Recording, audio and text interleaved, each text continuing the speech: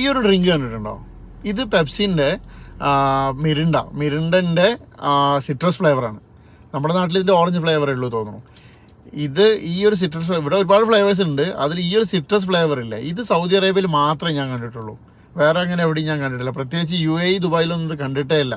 ഇതിൻ്റെ ടേസ്റ്റ് എന്ന് പറയുന്നത് ഏറെക്കുറെ മൗണ്ടൻ ഡ്യൂയുടെ ടേസ്റ്റ് ആണ്, പക്ഷേ അതിനേക്കാൾ കുറച്ചുകൂടെ നല്ല ടേസ്റ്റ് വരെ തോന്നും നമുക്ക്. പിന്നെ ഇതാണ് ഏറ്റവും കൂടുതൽ സൗദിയിൽ വിറ്റുകൊണ്ടിരിക്കുന്ന ഡ്രിങ്ക് എന്ന് പറയാം, കാരണം കൂടുതൽ ആളുകൾ വാങ്ങി കഴിക്കുന്ന ഈ ഒരു സാധനമാണ്. ഇപ്പോൾ ഞാൻ അത് പറയാനല്ല ഇപ്പോൾ വന്നത്. ഇതിൻ്റെ ബാക്കിൽ കണ്ടോ ഒരു മാർക്കിംഗ് കണ്ടോ, ഒരു ബ്ലൂ കളർ മാർക്കിംഗ് ഉണ്ട്.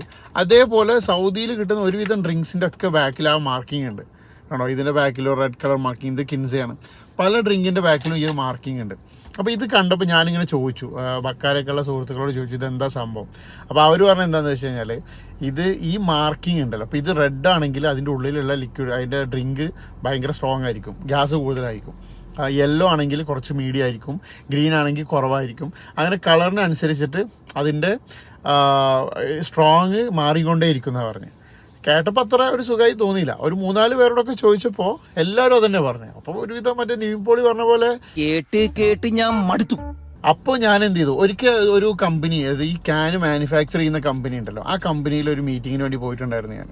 അപ്പോൾ ഞാൻ അതിൻ്റെ ഒരു കാര്യപ്പെട്ടൊരു സാറുണ്ട്, ആളോട് ചോദിച്ചു, സാർ ഇത് അപ്പം ഞാൻ ചോദിക്കാനുള്ള കാരണം, അപ്പം എനിക്ക് തോന്നുന്ന ഒരാളെ കാരണം എന്താ വെച്ചാൽ അവിടെ കാലിയായിട്ട് 2-3 ഇതുപോലത്തെ ക്യാൻ ആളുടെ ടേബിളിലുണ്ട്.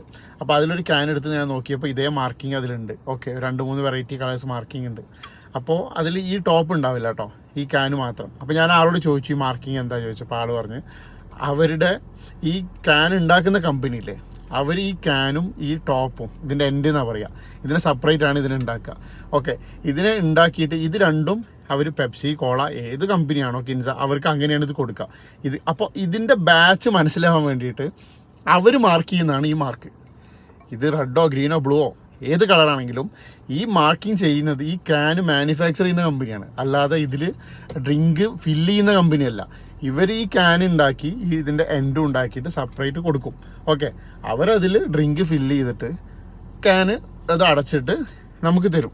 അല്ലാതെ ഇതിൻ്റെ മൂട്ടിൽ നോക്കിയിട്ട് ഓക്കെ ഇത് ഗ്രീൻ ആണോ, കുറച്ച് സോഫ്റ്റ് ആയിക്കോട്ടെ, റെഡ് ആണോ ഭയങ്കര സ്ട്രോങ് ആയിക്കോട്ടെ എന്ന് പറഞ്ഞിട്ട് അല്ല അവർ ചെയ്യുന്നത്. ഇവർ ഏത്, ഇപ്പോൾ നമ്മുടെ ഇതിൻ്റെ ബാക്കിൽ ഏത് കളറാണെങ്കിലും അതിൻ്റെ ഉള്ളിലുള്ള ഡ്രിങ്ക് സെയിമാണ്.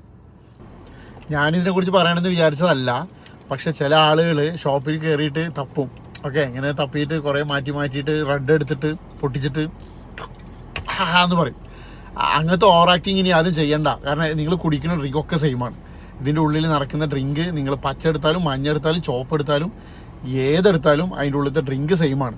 ഓക്കെ, അപ്പോൾ അത് ഒരു ഇൻഫർമേഷനായിട്ട് തോന്നി, കാരണം പലരെങ്കിലും അത് വിശ്വസിച്ചിട്ടുണ്ടാവും. ഓക്കെ, അതുകൊണ്ടാണ് ഞാനിങ്ങനെ വീഡിയോ ചെയ്തത്. അപ്പോൾ അത് സംഭവം ഇതിൻ്റെ ഉള്ളിലുള്ള ഡ്രിങ്ക് ഉണ്ടല്ലോ സെയിമാണ്.